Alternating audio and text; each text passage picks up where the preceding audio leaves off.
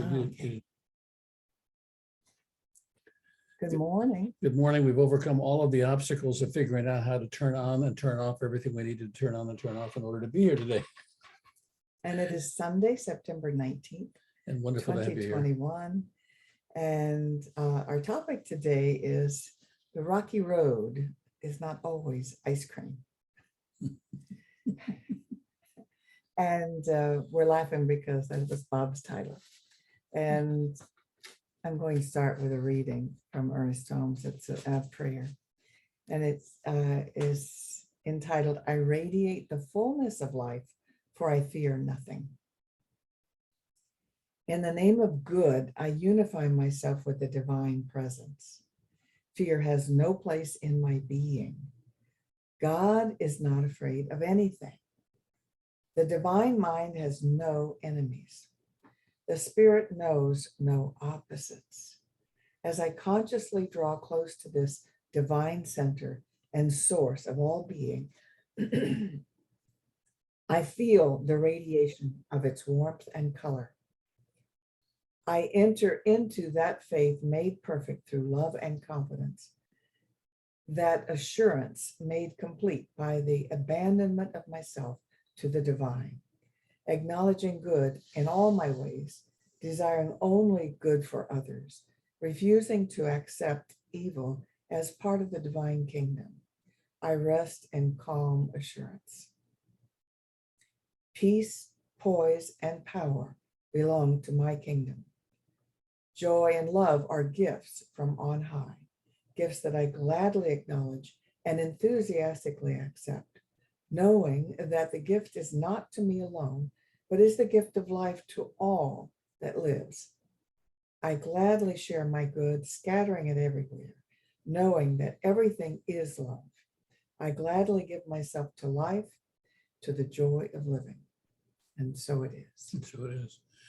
I'm sure many of you have had the same experience that I've had of being in the country or on a country road and maybe riding even for several hours in a car on a country back road, a dirt road. And when you're riding on a dirt road, you know, the first thing you notice is the constant hum, the noise that's being generated as a result of being on that dirt road. But one of the things that happens after a little while is you stop noticing the noise.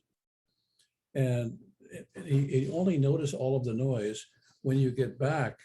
It's okay. When you get back to a paved road, and when you get onto the paved road, suddenly, oh my God, look how quiet it is.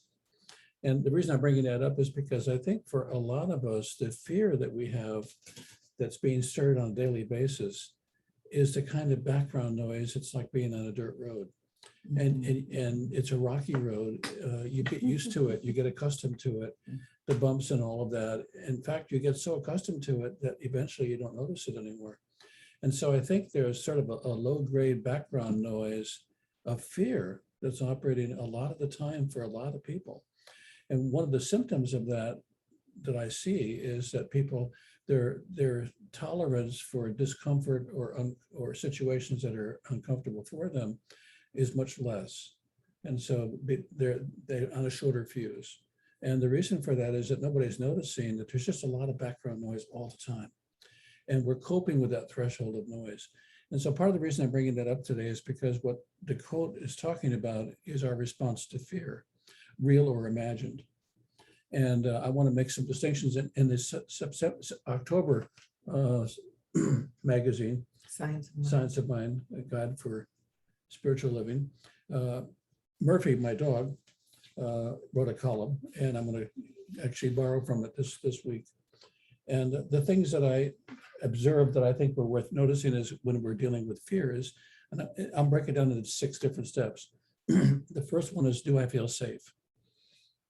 And you can ask yourself that question in any situation you're in, do I feel safe? And very often we don't even realize that we don't feel safe, but we've got that kind of discomfort. And so then the second question is, am I safe? Not do I feel safe, but am I actually safe? Look around. Ask yourself in this environment that I'm in, am I actually safe? And in some cases, there may be things happening in your environment that are stimulating the feeling that you're not safe. For instance, all you have to turn on TV to any one of the local network stations that will tell you there's a lot to be afraid of, and come back in 5 minutes after we show you all the diseases that we're going to try to help you not get. And then we'll tell you more about what you need to be afraid of. And by the time you've had 10 minutes of television, if you don't feel safe, or if you didn't feel safe when you started, you'll feel even less safe by the time that the program comes back on. Is my lack of perceived safety coming from the past, present, or future? Now, that's a really important one. A lot of us are actually feeling unsafe, not because of what's happening now, but because of what's happened that we're still living in, or what we imagine is going to happen based on some experiences we've already had. And in the actual present moment, there actually is nothing going on that's worrisome or fearful, but we nevertheless respond to it as if that's true. So we're doing the past or the future. Yeah, we're pasting and futuring, and we're not presenting. We're worried about the future or scared of what could happen in the future, or reliving something scary that happened in the past. So then the next one is an action step. What do I need to do to feel safe? For me, it's go to the refrigerator and get something to eat. You know? At least I won't be hungry. That's right, yeah. I Because, might be scared, but well, not hungry. I'm scared, and usually if I'm afraid, that means something terrible is going to happen, and I better be well nourished. I better be prepared, because there may be a famine. That's usually one of my worst fears. There'll be a famine, and I'm always prepared for it. Also, most of the food that you would go to the refrigerator for stimulates the reward center in the brain to give you pleasure chemicals. Yeah, because So it's really an automatic way to try to make yourself feel better. and so then the next question is, what keeping me from doing it now, whatever would make me safe? Not the refrigerator, but what else could you do that would make you feel safe? When I was working with some PTSD folks who had PTSD that had been in combat, one of the things I asked them to do is stand in the corner and look out at your world, and you have the wall behind you, so you know you're safe. And scan the horizon, even if it's a small room, and ask yourself, am I safe? We literally can do that mentally. Am I safe? And maybe I am. Maybe everything is going to be okay. And then this is the tricky one. That earthquake was in California, not Florida. Yeah, that's true. The sixth one is a difficult one and a complex one, and maybe seems very strange. Would this be a good time to meditate? So often we're so busy holding on to what we want to let go of that we're unable to try something different, and like meditation. So meditation is the exact opposite of holding on to something, with the idea that if we hold on tight enough, we can change it or make it work or control it.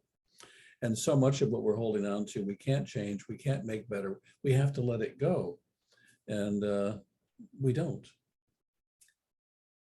So as I was thinking about this fear and the way that we live our lives, so Bob and I were talking this morning earlier, and I said, really in this country, we have more than almost every country in the world.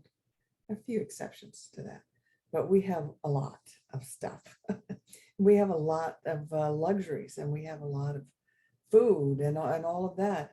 And yet we probably are more worried than, say, let's take a tribe in Africa. And they live in little dirt floor huts, and they have very few clothes, very few belongings. They don't even use money very much. They grow their food, and they may live on sorghum, beans, things like that. And yet they are not as frightened about survival as we are. And that they don't have the Weather Channel. They have nothing. They don't have the Weather Channel telling them about all the storms in all parts of the world, and they don't have the news coming in from 6 different devices to tell you what's terrible that's happening in the world, or what's scary. That your neighbor's house was broken into, and this, that, and the other. And so it's just important for us to be aware of that, and to limit the source of that. And as Bob said, remember to meditate, because that's really the only place that I get a sense of peace and calm, and that all is well, a sense that all is well. When I go in and really get in touch with my inner self, my consciousness, And I was reading a chapter from the Seth book we're covering in class tomorrow. It's on the nature of it's the individual and the nature of mass events. Good book. And it's talking about the changes in our culture since we have moved away from everybody believes in religion. For most of Europe, it was Christianity for the longest period in Europe, and that was true here too. And we've gone through that thanks to um, Darwin and Freud. We've gone more to a belief that none of that's true, and there's really no purpose to life and no purpose for your being here. It's just for the survival of the species, and it all happened accidentally. And so now our quest is also for meaning, personal meaning for our life, because while Christianity, as it was taught for 2 centuries, I mean, 2 millennia, um, may have had its negatives with fear of the devil and hell, there was automatically purpose in your life. You were automatically a child of God. You automatically believed in the eternality of your soul. You tried to get to heaven, but that was a given. It's not anymore in our culture. And so it results in a total sense of meaninglessness. And so people are subjected to this belief, that belief, trying to find purpose and meaning in their lives.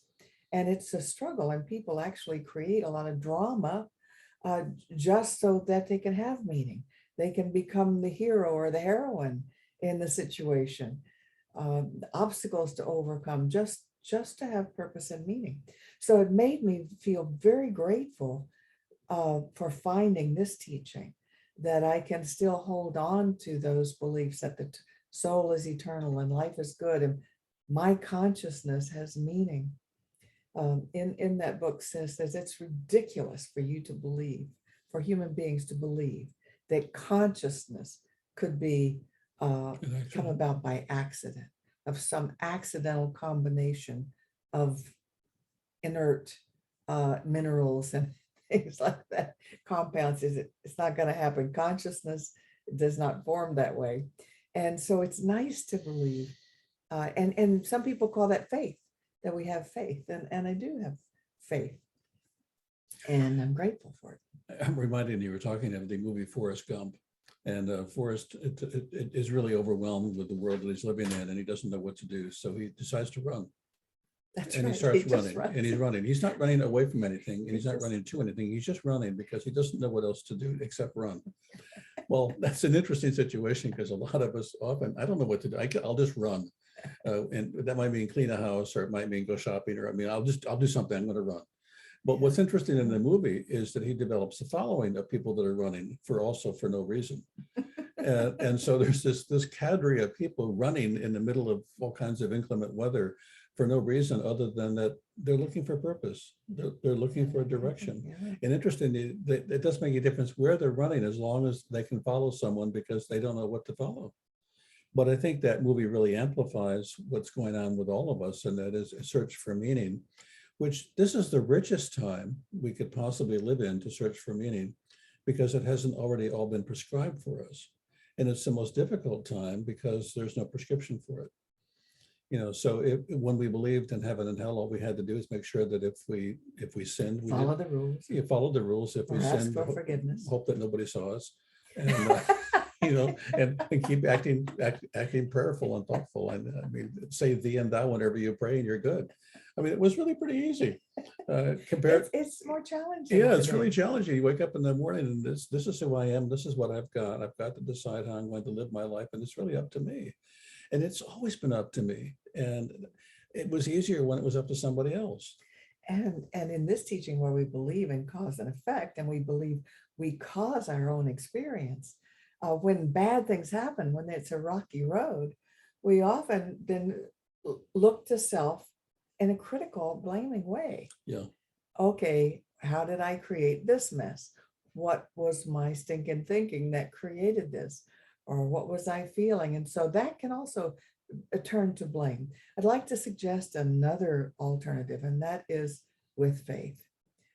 This is a quote from Christian Sorensen. He's a minister in Southern California, and his book is called Catch the Spirit. This is a quote from it. When we have faith and trust in the power within us, we watch our personal universe reflect its magnificence and come to realize our world is right and just. The difficulties we find ourselves in are simply the opportunities to bring forth spirit in a greater way. Don't dwell on the difficulties or challenges in a relationship, the physical handicaps, or people who wronged you. Concentrate wondrous ways. Put spirit first in all things. Only then will you overcome and be greater than you were before. So I love that. It's like rather than looking to self-blame or blaming the world or the universe or your neighbor, this is an opportunity. Every challenge, every bump in the road is an opportunity for you to make it better, for you to manifest better. When I was a child, one of the things I wanted to do was ride a bicycle. And one of the things that has to be mastered to ride a bicycle is you have to find balance. You have to find your balance. You have to learn how to balance. And so the thing you can do in order to not fall off the bike and not crash and burn is to put training wheels on the bike. And if you put training wheels on the bike, when the bike starts to tip, you automatically hit the wheel and you get back on the center. And in many ways, I think many of our religions have been like training wheels, and they've kept us from falling. But at some point, we have to take the training wheels off to find our balance, to find our ability to balance, to find our way. And I think whenever we fall, then we feel like, well, then God's not on my side. Well, actually, if you have training wheels on for too long, you don't learn how to ride. And so we're in a time right now where we're learning how to ride. We're learning how to find our balance. And a lot of people have fallen and crashed and burned, and then they get back up again and say, you know, I can blame, or I can make up a story, or I can get back on and I can try to ride again. And so part of what's really important for all of us is to say, I'm here on purpose. I'm here by design, and I don't need training wheels. I would like them, but I don't want them all the time. And actually, I remember my bike had training wheels on it for about an hour, and I hated them, but at the same time, I felt safe. And when I took them off, the first thing that happened was my bike looked like it was going to be out of control, and I was going to crash. And then I actually did crash a couple of times. I didn't die. I was able to get back up. These are important lessons that we learn on any rough road. And I was able to ride. And then there was this awesome sense of freedom when suddenly I wasn't worried about tipping over, and I was actually able to go where I wanted to go. And I think that's what happens when you meditate and you discover that balance, that spiritual balance, is suddenly you feel like, oh my God, I'm not going to fall down. I'm not going to crash. This is going to work. And that is thrilling as a kid. And you're always, it's just as thrilling as an adult. Pushing the limits as a kid, and trying not to get killed in the process. And if you get killed, but whether it's climbing high mountains, or for me diving off high boards, or you could get hurt. You don't care because you're trying to achieve something. But you're also finding your balance. You're finding what you can and can't do. You're finding out what the limits of this experience are. The saddest thing, I think, is that sometimes we give up at that search, and we settle into, no, you can't do that, and you can't do this, and you can't do that. I know I told the story before, not necessarily to this group, but I had a Porsche for a while, and the Porsche didn't seem to handle very well, and I took it to the guy who used to race Porsches, and I said, my car doesn't handle like it should. So he said, sit down, I'll take you for a ride. We'll see what's wrong with it. Well, thank God I had extra underwear in the glove box, because I'd never been in my car and seen what it could do. But what he taught me was I was riding to the limit of my fear. I was not riding to the limit of possibility for the vehicle I was driving. And when I learned that what it took for the car to lose control, which was a lot further down the road than I would have thought, when I went to the races and I raced the car, I never came in first, but I didn't come in last anymore.